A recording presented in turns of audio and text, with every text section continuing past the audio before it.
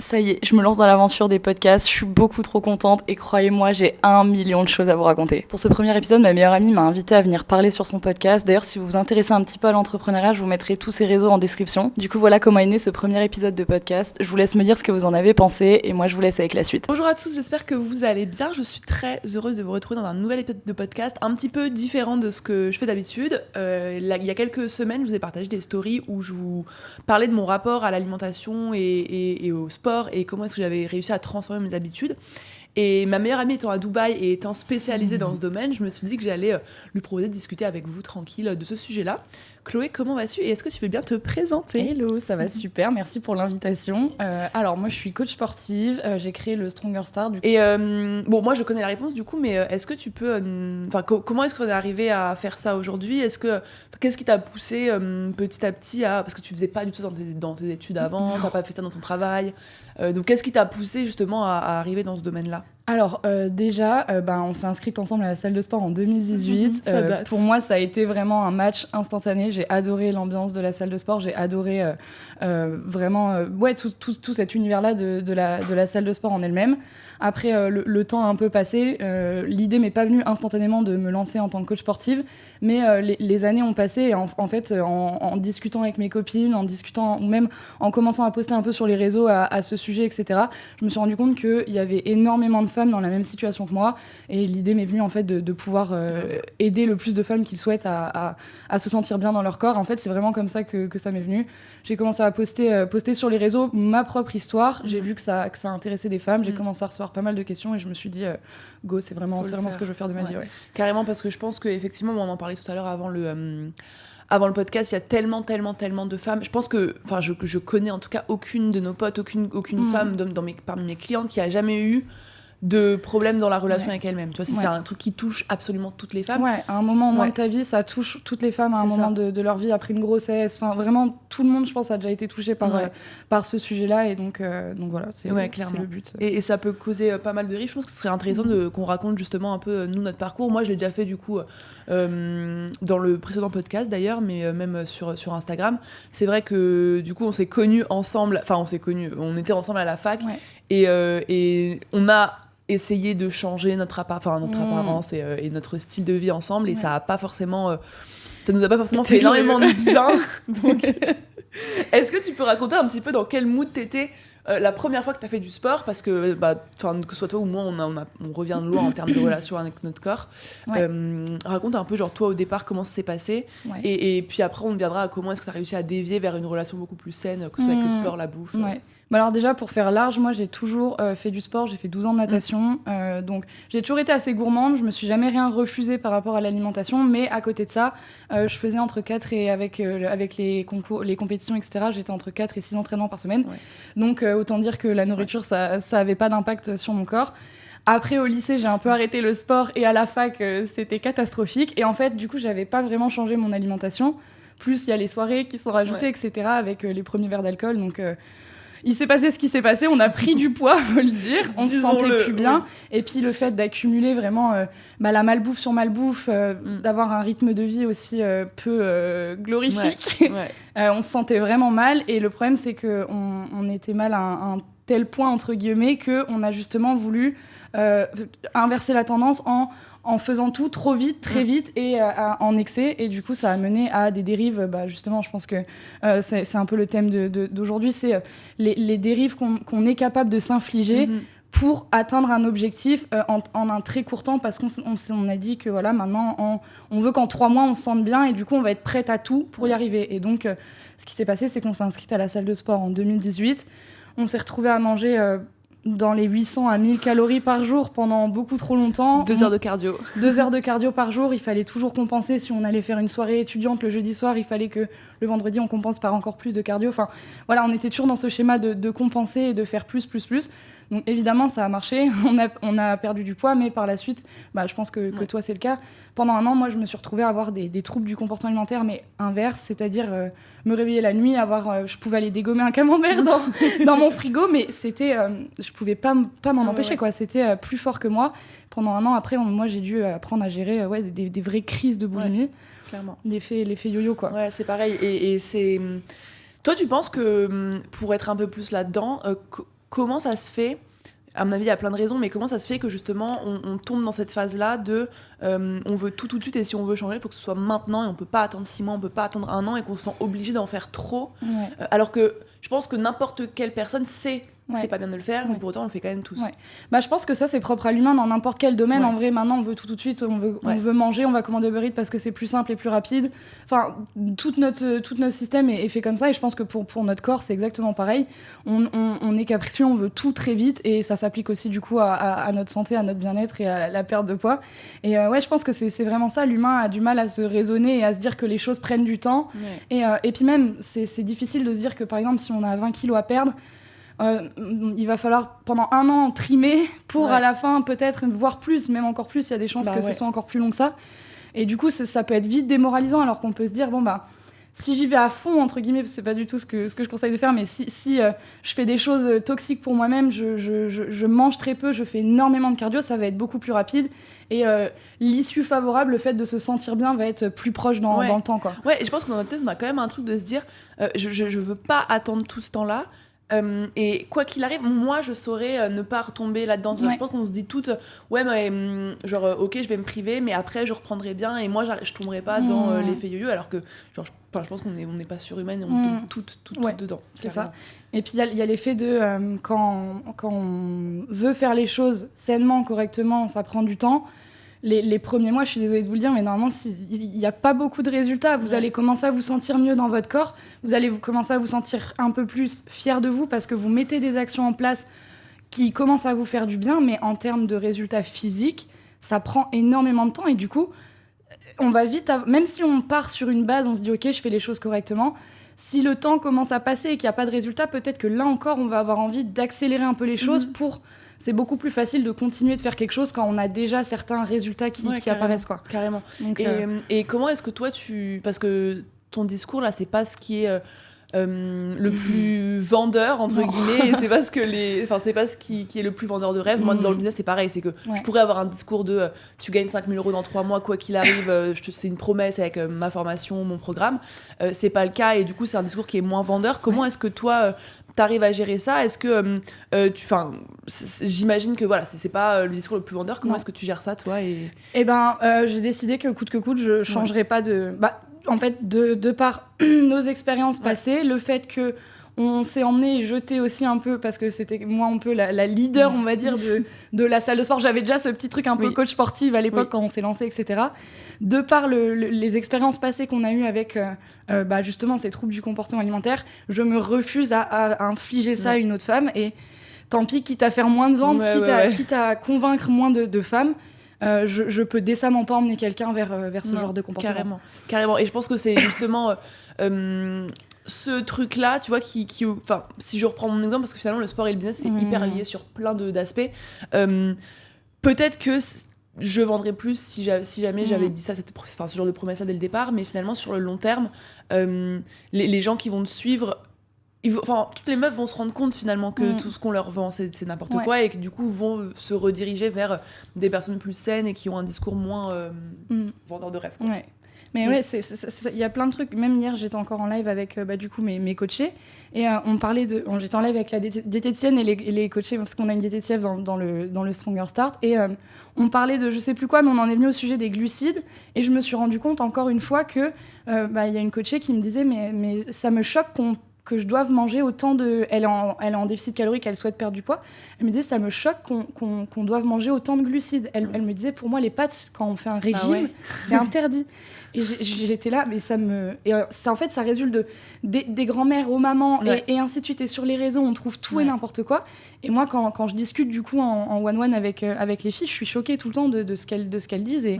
Et du coup, j'ai plein de coachés qui ont déjà eu, par exemple, d'autres coachs sportifs avant. Et du coup, moi, c'est vrai que c'est un peu moins vendeur, mais en fait, moi, je leur promets que sur le long terme, en fait, moi, ce que je veux vendre, c'est vous allez vous sentir bien sur le long terme, vous allez prendre des habitudes qui, certes, vont mettre du temps, certes, c'est difficile, mais pour le reste de votre vie, vous allez trouver une routine qui est ajustable, adaptable, que vous allez avoir envie de garder et qui va vous faire vous sentir bien au-delà de l'apparence, et autant un bien-être mental que physique. Carrément.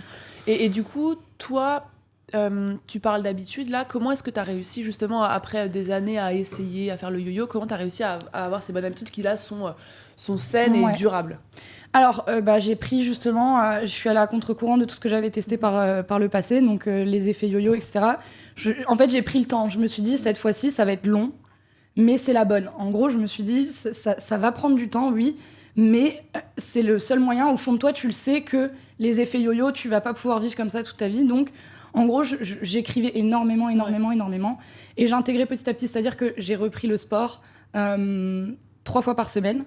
Et encore limite 2 les fois où en fait je me forçais à rien et j'attendais de voir les bénéfices que ça m'apportait. C'est-à-dire que je faisais une séance de sport, après je prenais mon petit carnet, je me disais là je me sens trop bien, je suis fière de moi.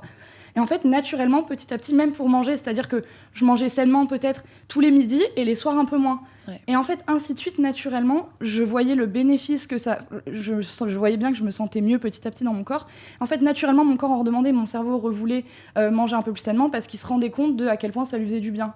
Et du coup en fait ça s'est fait naturellement, mais intégrer petit à petit plein de petites choses, attendre de voir à quel point ça nous fait du bien, autre que genre sur l'apparence physique, un meilleur sommeil, être moins ballonné, des meilleures humeurs, avoir moins de coups de barre. Vraiment, il y a 1 million de choses à analyser et en fait, petit à petit, plus on va se rendre compte de à quel point on se sent mieux, plus naturellement on va en redemander. Et c'est comme ça que je suis passée de 3 séances à... Il y a des périodes dans ma vie, je pouvais m'entraîner 7-8 fois par semaine, d'autres un peu moins. Et d'ailleurs, ça aussi, c'est important de le dire, c'est que la routine, elle est adaptative en fonction de différents mois de ma vie, de différents cycles d'entraînement. Des fois, je vais m'entraîner... Là, typiquement, je suis avec toi en vacances à Dubaï, je m'entraîne moins et c'est OK. Il y a une période de ma vie, j'aurais été complètement stressée de moins m'entraîner. On mange plus souvent au resto et c'est OK. C'est ça. Je rentre en France, je reprends ma routine et c'est normal. Carrément.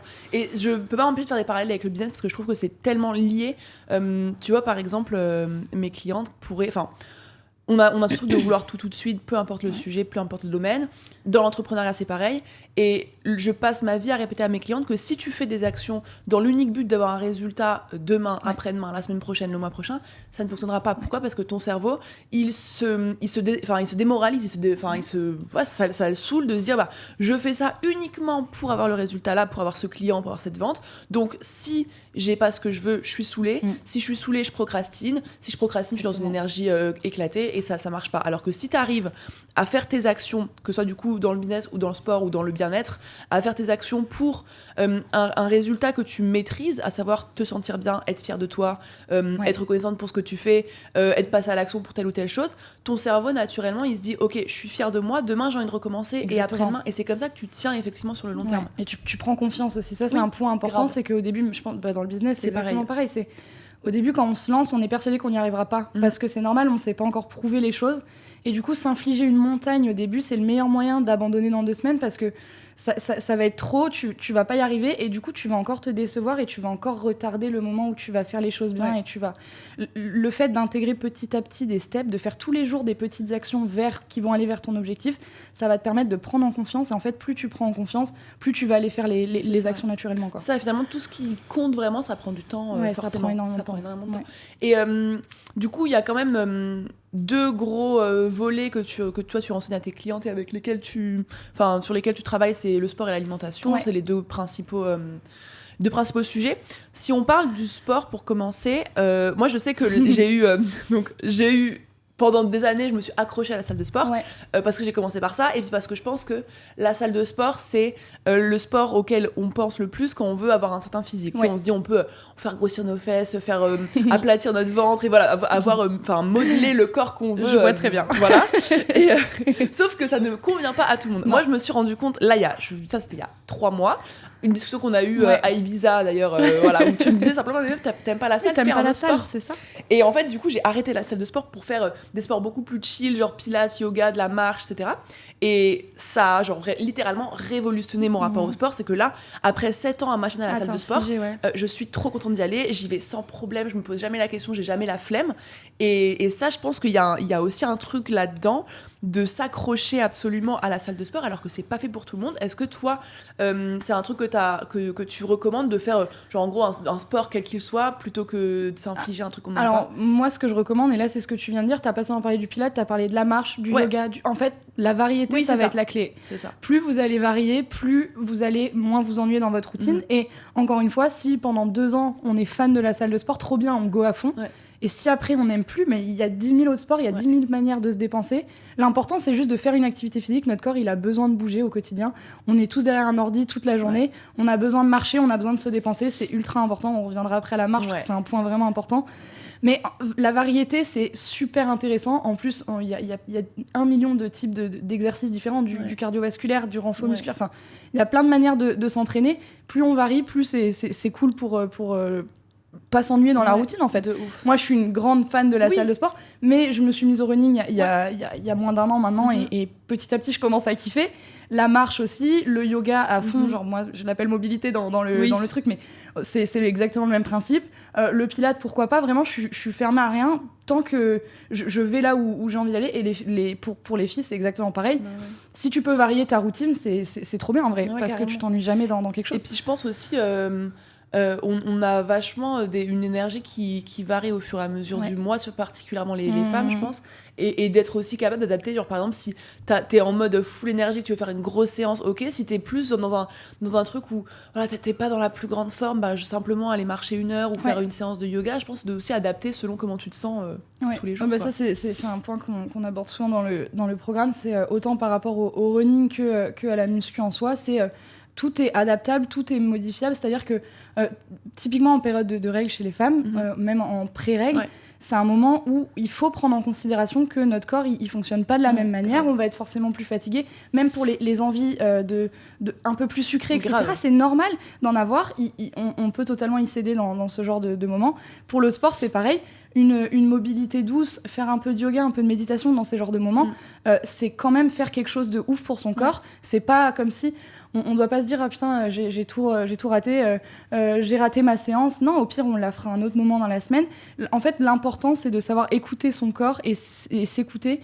Plus on va s'écouter, plus on va être en mesure de mieux le comprendre. Et plus on va le mieux comprendre, mieux on va savoir lui apporter ce dont il a besoin pour être au top, quoi. Mais grave. Et moi, c'est un truc que je dis souvent à mes clients. Tu me dis, c'est pareil dans le sport, mais en gros, je prends l'exemple du business, après tu me diras pour le sport, mais d'arrêter de croire que comment dire, d'arrêter de voir à 3 mois, à 6 mois, à 1 an, et de se dire que l'objectif qu'on a, c'est un objectif sur 20 ans, sur 30 ans, sur 40 ans, et dans ce cas-là, c'est beaucoup plus simple d'être, de moins se sentir coupable de rater une séance, ou même d'avoir genre 2 semaines, 3 semaines où tu manges pas hyper bien et où tu vas pas au sport parce que il se passe des trucs dans ta vie, et de se dire que genre, juste en fait tu joues sur 20 ans, 30 ans, et du coup c'est pas grave de chaque jour de pas être au top, tu vois, dans une année. Et ça peut être contradictoire de se dire que justement on doit être très chill avec soi-même, entre guillemets, mais en fait parce qu'on se dit, ok, j'ai un objectif à atteindre et je comprends pas, ma coach, elle me dit d'être chill avec moi-même. Ça peut être contradictoire,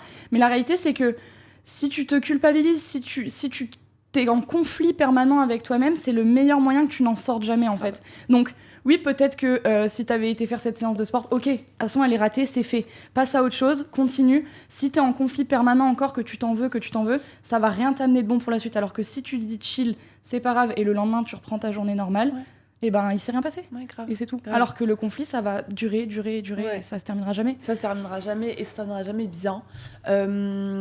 Tu parlais de la marche tout à l'heure. Est-ce que... moi, j'ai aussi mon avis là-dessus, parce que je m'y suis mise, et vraiment, ça a changé ma vie. Vas-y, raconte-nous ce que ça a changé. C'est ça. Alors, du coup, moi, j'ai commencé à marcher sans m'en rendre compte. En fait, c'était en juin, à partir du moment où je suis retournée en Europe, et où, du coup, j'ai commencé à bouger, voyager. Et en fait, en Europe, tu marches beaucoup dans tes visites, quoi. Et en fait, j'étais à entre 15 000, 20 000 pas par jour, mais sans m'en rendre compte.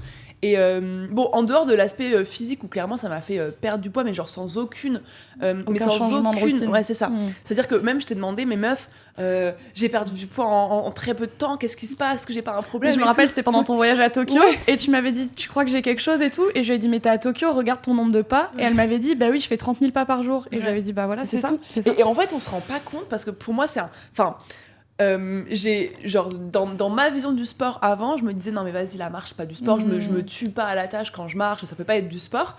Et en fait, c'est ce qui a été le plus efficace pour moi dans ma perte de poids, mais sans jamais me dire vas-y. En fait, j'étais pas dans une phase où je voulais perdre du poids. J'étais dans une phase où, comme tu disais, bah ok, je prends des bonnes habitudes, je me sens bien, je marche, je visite, je me prends pas la tête. Et en fait, naturellement, ça m'a fait donc déjà perdre du poids, mais aussi me rendre compte que marcher 1 heure, 1h30 par jour, ça demande très peu d'énergie. Ça a énormément de bénéfices, même pour comment tu te sens. Tu vois, que ce soit tu marches sans écouteurs et tu penses, c'est trop bien. Que tu veuilles écouter un podcast en même temps, c'est trop bien. Enfin, même de la musique, il y a plein de façons de le faire. Marcher avec une pote et le faire tous les jours. Mais c'est drastique dans comment tu te sens et comment tu es physiquement aussi, quoi. Alors oui, c'est vrai que la marche, c'est vraiment un point primordial, autant pour le bien-être mental que physique. L'être humain, il n'est pas du tout fait pour être assis derrière un ordi toute la journée. Une personne qui travaille dans un bureau et qui se rend au travail en transport en commun, généralement, il va être autour des 3000, 4000 pas par jour. C'est pas du tout assez. Je sais que ça peut être difficile à intégrer, mais petit à petit, naturellement, encore une fois, ça va se faire. On ne demande pas de passer de 4000 pas à 15 000 pas par jour, de se forcer, d'acheter un tapis de marche et de le faire devant sa télé tous les soirs. Non, mais peut-être essayer d'intégrer à des moments dans sa journée de la marche. Si on peut pas et qu'il pleut, pourquoi pas aller faire un peu de marche. Bah toi, par exemple, il fait très très chaud actuellement à Dubaï. Tu fais de la marche sur tapis, tu réponds à tes clientes, tu fais des vocaux, voilà. Ça passe tout seul en vrai. De ouf. Et mine de rien, vraiment, ça a un impact de ouf. Encore hier, j'ai l'exemple, on était un peu fatigués, on est allé faire nos 10 000 pas sur le tapis. On est revenu, on pétait la forme. On était reparti pour la journée, quoi. C'est trop sous-côté parce que je pense qu'on a trop associé la dépense et le sport à faut forcément souffrir. Et moi, la première. Moi, si je me disais... en fait, je faisais comme je faisais dans l'entrepreneuriat, mais dans le sport, je me disais, ok, si je me défonce pas, ce qui est toxique dans les deux, hein, mais si je me défonce pas tous les jours, ça veut dire qu'en gros, je peux pas être fière de moi et ça ne compte pas. En gros, si c'est pas hyper difficile, si je me mets pas en souffrance de ouf, si je dois pas prendre sur moi pour être disciplinée pour y aller, c'est que ça, enfin c'est pas bon, tu vois, c'est pas ça a pas autant de valeur. Alors qu'en fait tu peux très bien te dépenser tous les jours sans avoir à finir en nage et en ayant envie de mourir, quoi. Oui, c'est ça, un mix de tout. Encore une fois, la clé c'est la balance de tout, c'est-à-dire que tu peux faire une énorme séance à la salle de sport et je t'encourage à te donner à fond à la salle de sport. Comme je t'encourage à te donner à fond dans ton business, et des fois tu peux très bien avoir des trucs beaucoup plus doux qui sont aussi tout efficaces sur ton corps. En fait, plus tu vas varier, mieux ça va être pour toi. Tu peux pas être à 100% tous les jours, et c'est grave normal. Et il y a des jours, tu vas faire une séance où tu vas être en nage à la fin de ta séance et tu vas dire j'ai fait la meilleure séance de ma vie. Et le lendemain, tu vas aller marcher, et le combiné des tout, c'est vraiment la meilleure routine qui soit, en vrai. Carrément. Il y a plein de meufs qui...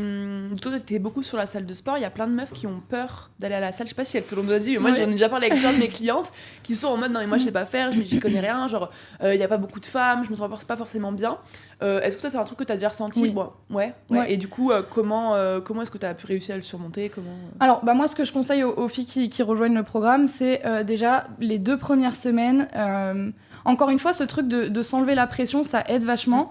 Donc déjà, premièrement, chaque exercice... La peur des exercices, c'est très vrai. Quand on a un programme, ça aide un petit peu parce que chaque exercice est filmé. On a une énorme description de comment le faire, les erreurs à ne pas faire. Donc déjà, on arrive un peu plus en confiance. Il y a aussi le point d'arriver avec un entraînement clair et précis. Ça aide vachement à pas tourner en rond un peu autour des machines en se disant « Ok, qu'est-ce que je fais? Où je vais ?» Le fait d'avoir son programme sur son app et de savoir où aller, quoi faire, ça aide vachement.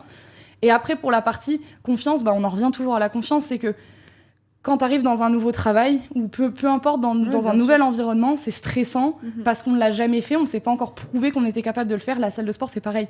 Il faut se laisser le temps et pas se juger les premières séances. Moi, ce que je conseille aux filles qui rejoignent le programme, c'est de prendre 2 semaines à tester tous les exos du programme, sans poids. On teste, on voit, on prend en confiance et ensuite on commence vraiment parce que voilà, c'est juste le temps de s'acclimater avec la salle, avec l'ambiance, avec les exercices, et généralement en 2 semaines c'est ok. On s'est fait confiance. C'est comme arriver dans un nouveau travail après 2 semaines, c'est bon, on a parlé à tout le monde à la machine à café et c'est réglé, quoi. Donc toi, en gros, dans ton programme, c'est des programmes, comment ça se passe en gros sur l'application, comment ça se présente, en quoi est-ce que ça peut aider? Si là par exemple il y a une personne qui nous écoute et qui justement elle a envie de se reprendre en main et de commencer cette transformation là, en quoi est-ce que ton programme peut les aider et en quoi est-ce que ça peut les aider à aller à la salle de sport? Et puis après on verra sur l'alimentation. Alors en fait, pour la partie salle de sport, en fait c'est un programme en 16 semaines qui est vraiment prévu pour quelqu'un qui n'est jamais à la salle de sport à jusqu'à une personne qui a, on va dire, un peu moins d'un an en salle de sport. Tout est adaptable, tout est modifiable. C'est-à-dire que, par exemple, il va y avoir des exos. Par exemple, je vais prendre l'exemple du squat barre libre. Je comprends totalement qu'il y ait des personnes qui se sentent pas... Une personne qui a un an de salle, elle va totalement se sentir à l'aise. Une personne qui l'a pas. Chaque exercice, en fait, a des variantes qui, justement, sont adaptables pour chacune. Et vraiment, on commence avec 3 entraînements par semaine pendant 8 semaines. Après, on passe à 4. Mais voilà, c'est un rythme qui est doux, qui est tenable. On commence pas avec 5 entraînements par semaine parce qu'à mon sens, ça ne fait pas sens. Moi, quand j'avais commencé, j'étais sur 3 entraînements par semaine. Et ouais, le but, c'est vraiment d'y aller en douceur, chill, et qu'à la fin des 16 semaines, on se sente totalement OK de continuer toute seule, quoi, qu'on est totalement pris en confiance dans la salle de sport. Normalement, au bout de 16 semaines, il n'y a pas de raison qu'on se sente pas à l'aise. C'est ouf parce que, en fait, on ressent vraiment, pour te connaître avant, genre on sent qu'il y a tout ton mindset qui a changé par rapport au fait de prendre soin de soi. C'est que pour avoir fait beaucoup de séances ensemble, c'est que nous, c'était... en gros, si on n'y va pas 5 fois pendant 2 heures cette semaine, c'est mort. Genre, on a gâché notre semaine. Et puis même, un exemple typique, avant chaque... par exemple, je me rappelle, on faisait une séance dos.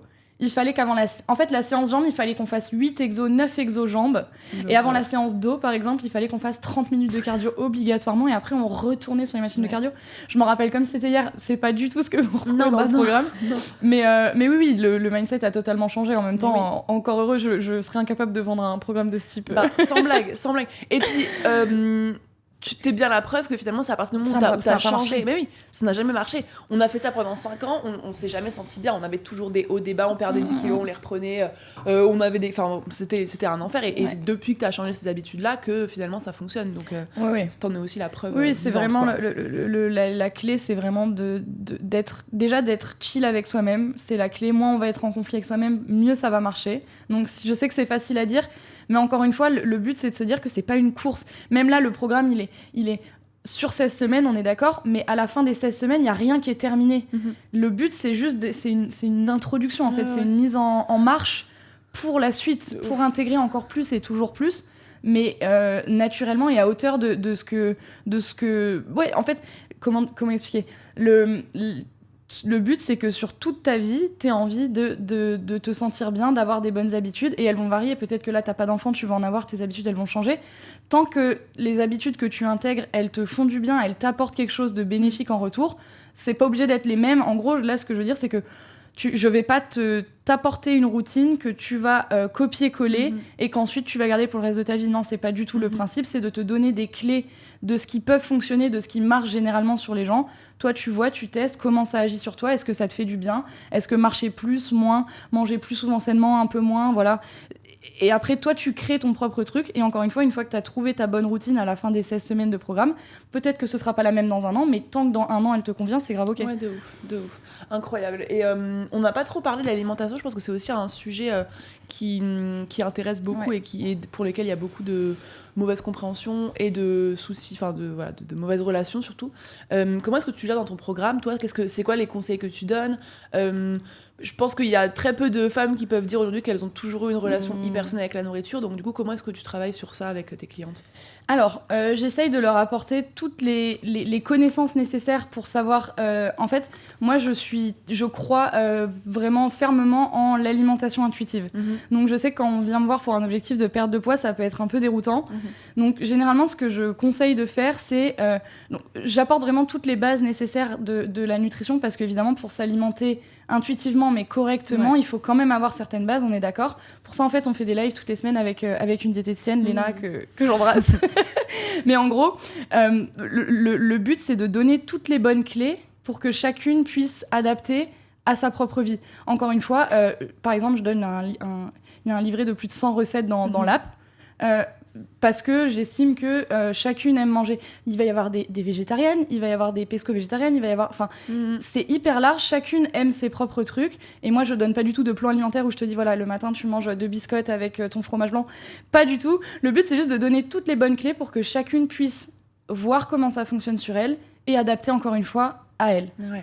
C'est hyper intéressant parce que je pense que, moi la première, encore une fois, j'ai tellement longtemps associé manger bien à... Rien manger. Ouais, rien manger. et manger pas, enfin genre manger trois feuilles de salade ou du blanc de poulet et du riz, tu vois. Et du coup, dans ma tête, c'était genre je mange bien égale je me prive, c'est une catastrophe. Et finalement, je découvre au fur et à mesure du temps, aussi grâce à toi, que tu peux manger très sainement et très très bon. Et ça, c'est kiffant, quoi. Non, et même manger sainement, par exemple, un bodybuilder en prise de masse qui va vouloir, il va manger plus de calories que ce qu'il ne dépense chaque jour, il est en surplus calorique.